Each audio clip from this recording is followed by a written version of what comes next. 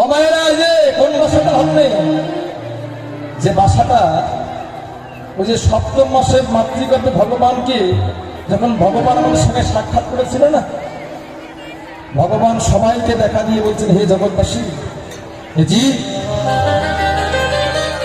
তোমরা তো সবাই জগতে যেতে চাও, তাই জগতে যাওয়ার সময় জগতে গিয়ে তোমরা আমার জন্য কি করবে? অথবা আমরা সবাই ভগবানকে মাতৃগর্ভে করজোড় করে বলছিলাম যে ভগবান, তুমি যে দুখানা নয়ন দিয়েছো, এই নয়ন দিয়ে আমরা তোমার এই ভুবন ভ্রমণের সেই মরুতি দর্শন করব। তুমি যেখানে যে দুখানা কর্ণ দিয়েছো, এই কর্ণ দিয়ে তোমরা এই মধুর কথা কৃষ্ণ কথা শুনবো, কোনো আন কথায় কান দেব না। ভগবান যে বদনটা তুমি দিয়েছো, এই বদনে আমরা সব সময় বলো হরি হরি বল, বলো হরি হরি বল, বলো হরি হরি বল। সব সময় হরি বল বলবো, মধুর কথা কৃষ্ণ কথা বলবো। ভগবান যে দুখানা হস্ত দিলে, এই দুখানা হস্ত দিয়ে আমরা তোমার ভক্তের সেবা করব, তোমার ভক্তের চরণ ধরে যে চরণ দুখানা তুমি দিয়েছো, এই চরণ দুখানা দিয়ে হাঁটতে হাঁটতে আমরা চলতে চলতে তোমার লীলাভূমি, তোমার ক্ষিপ্ত এরকম হরিবাসরে যাব।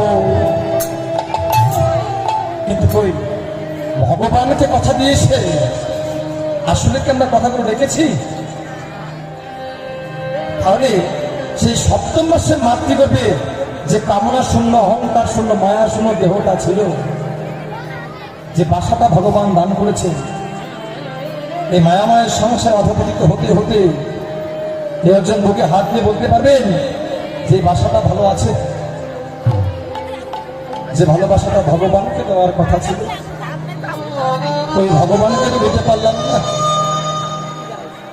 অমায়েরা জানেন, গাছে একটা ফল ধরেছে, সেই ফলটা যখন পাকবে মনে বাসনা হলো যে আজ না হয় কাল, কাল না হয় পরশু আমি ওই ফলটা ভগবানকে নিবেদন করে আমি ফলটা আস্বাদন করব। কিন্তু ফলটা পেকে যাওয়ার পর এই আজ হোক কাল, কাল নয় তো পরশু, পরশু নয় পরশু, এমন করতে করতে সেবা দেব দেব করতে করতে একদিন কোন একটা পাখি ওই ফলটাকে ঠুকরিয়ে খেয়ে অর্ধ খেয়ে ওই পাখিটা চলে গিয়ে ফলটাকে এটো করে দিয়েছে। আচ্ছা বলুন তো, ওই এটো ফলটা দিয়ে এখন ভগবানকে দেওয়া যাবে? ঠিক তো, এই দেহটা, এই ভালোবাসাটা ভগবানকে দেওয়ার কথা ছিল, কিন্তু এই দেহটা ওই সংসারের কাজে লাগিয়েছি। এই দেহটা দিয়ে, এই দেহটার ভালোবাসা নিজের সন্তানকে দিয়েছি, নিজের স্ত্রীকে দিয়েছি, নিজের পেশাকে দিয়েছি। যাকে দেওয়ার কথা তাকে তো দিতে পারলাম না। কি ভেবেছে যে শুধুমাত্র ভক্তরা ভগবানকে ডাকে? শুধু ভক্তরা ভগবানকে ডাকে না, ভগবানও ভক্তকে ডাকে, কিন্তু ভগবানের ডাক ভক্তরা শুনতে পায় না। কারণ কি জানেন? এই যে হাটের কোলাহল, এই সংসার রূপ মায়ার রূপ হাটের কোলাহলের কারণে আমরা ভগবানের সেই চিন্ময়, সেই অক্ষয়, সেই অক্ষত, সেই শাশ্বত, সেই সনাতন নাম, ভগবানের স্মরণ আমরা কেউ শুনতে পারি না।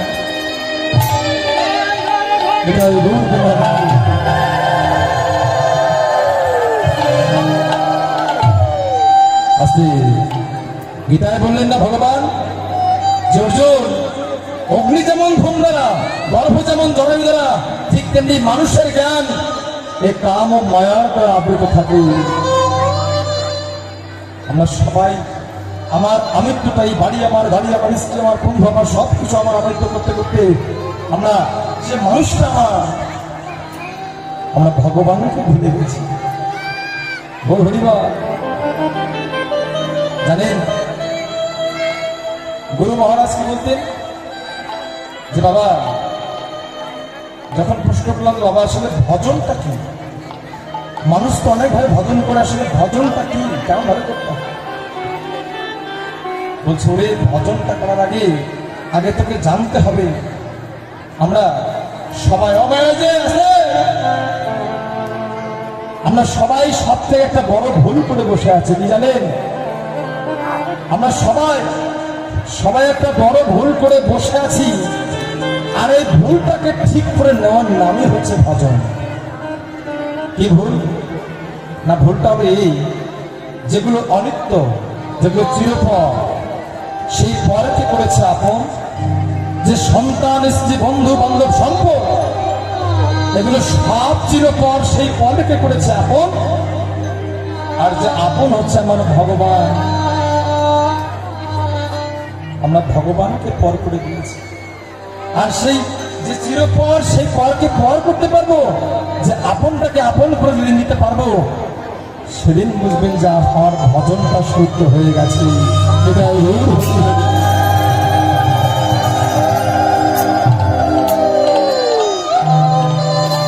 মায়েরা, ভজন করতে লাগে বিশ্বাস, আর ওই যে বিশ্বাসে মিলায় বস্তু তর্কে, হ্যাঁ, বিশ্বাসে মিলায় বস্তু তর্কে বহু। এই যে পদাবলী সাহিত্যে যে বিখ্যাত পদাবলী রচনা করেছেন ভক্তকবি জয়দেব, আমায় আস্তে আস্তে ভালো করে শুনুন কথাটা। যে ভক্তকবি জয়দেবের গীত কবি দিয়ে যে ভগবান নিজে হাতে তার পদাবলী লিখেছেন, সেই ভক্তকবি জয়দেব কোনদিন বৃন্দাবনে যায়নি। তিনি বৃন্দাবনে না যাওয়ার প্রতিজ্ঞা করেছেন। কেন জানে? ওই যে ভগবান নারদীয় পুরাণে বললেন না, এটা তো ভগবান নিজে মুখে বলেছেন কি, যে নাহং তিষ্ঠামি বৈকুণ্ঠে যোগিনাং হৃদয় নাচ মদ ভক্ত যত্র গায়ন্তী তত্র তিষ্ঠামি হে নারদ। আস্তে,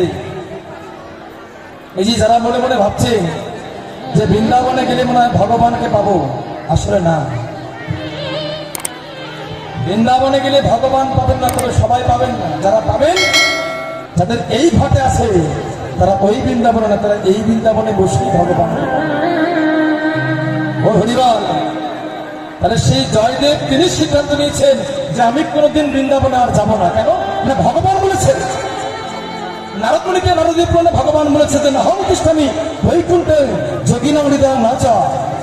ভগবানকে বলেছে যে নারদ, আমি বৈকুণ্ঠে থাকি না, আমি যোগীদের হৃদয়ে বসবাস করি না। তবে কোথায় থাকি জানো? এই যে আমার ভক্তগণ যেখানে বসে বসে মদ ভক্ত যত্র গায়ন্তী, যেখানে বসে বসে আমার গুণগান করে, তত্র তিষ্ঠামি হে নারদ, আমি ভগবান সেখানে বসে। তার মানে এখানে ভগবানের গুণকীর্তন হচ্ছে। ভগবান আছে না? এখানে ভগবান আছে। ভগবান আছেন তো এখানে, বিশ্বাস করেন? ভগবান বলেছেন। তো কারা কারা বিশ্বাস করেন না, ও ধরে দেন।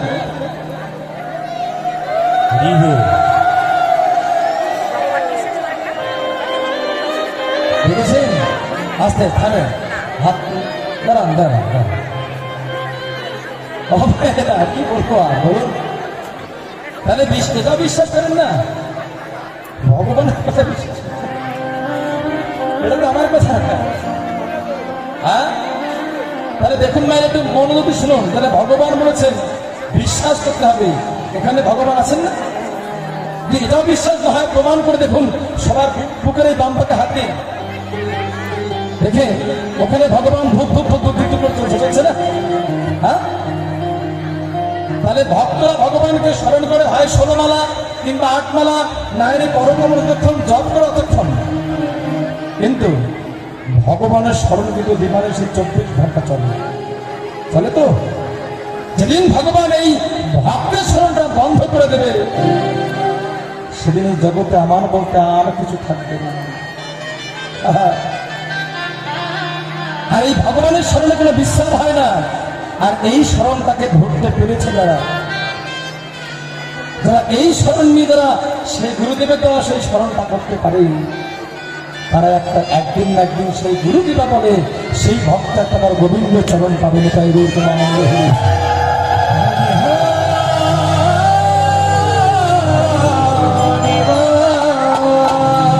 হরে কৃষ্ণ। সেবা আশ্রমে জয়, তোমার গুরুকে নিয়ে চলে যাও, সেবা আশ্রমে চলে যাও। হরে কৃষ্ণ। রাধে সেই ভগবান আজকে শ্রী রাম নবদ্বীপের মাঝে আজকে পুরাণের ভাবকে মনে করে ভগবান হলো কামিনে রাম।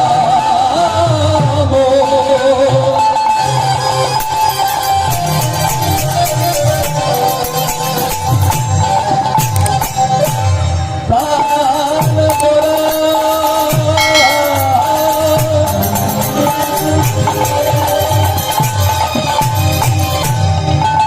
রসরাজ গো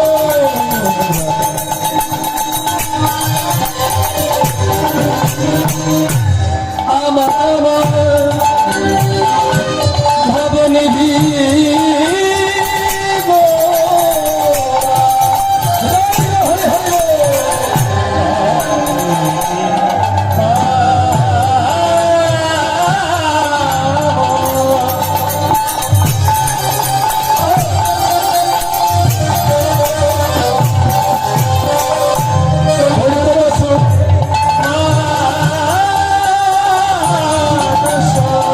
হরে কৃষ্ণ, প্লিজ। হরে কৃষ্ণ। বাচ্চা পাওয়া গিয়েছে, মা যদি বাচ্চাকে ছেড়ে কোথায় যেন চলে গেছে। আমাদের মঞ্চে একটা বাচ্চা দেখতে পাচ্ছেন, এই বাচ্চাটাকে পাওয়া গিয়েছে, যার বাচ্চা সে এসে যেন নিয়ে যায়। হরে কৃষ্ণ। ও প্রায় 2 হাত সাইজের একটা বাচ্চা পাওয়া গেছে মায়েরা। শুধু ভক্ত মন্ডলী একটা 2 হাত সাইজের একটা বাচ্চা পাওয়া গেছে। মোটামুটি 2 হাত হবে নাকি? হ্যাঁ হবে। তাহলে যে বাচ্চার মাকে তাকে হারিয়েছে, সন্তানকে হারিয়ে মনোহারিত করলে মনটা হরণ করে যাচ্ছেন, সে মা একটা আমার চৈতন্য ফিরে আসুক। ভগবান যেন ওই মায়ের চৈতন্য ফিরে দেয়। আসুন সেই মা কোথায় গেল? শুনতে পাচ্ছেন মাইকে যদি মা ওই সন্তানকে অফিসে আছে, কান্নাকাটি করে লাভ নেই, কোনো ধ্বনি আজ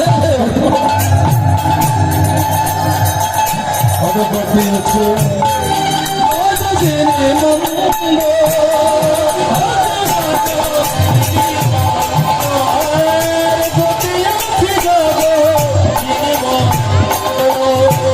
আজ গিয়ে নবদ্বীপ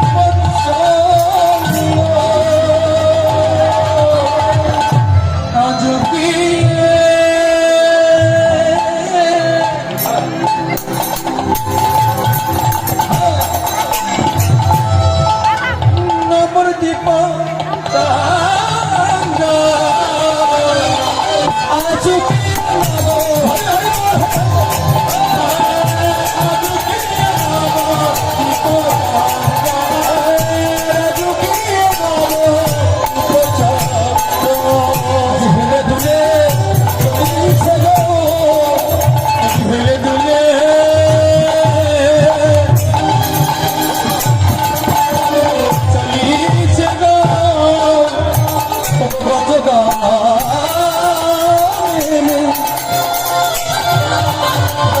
মতো করে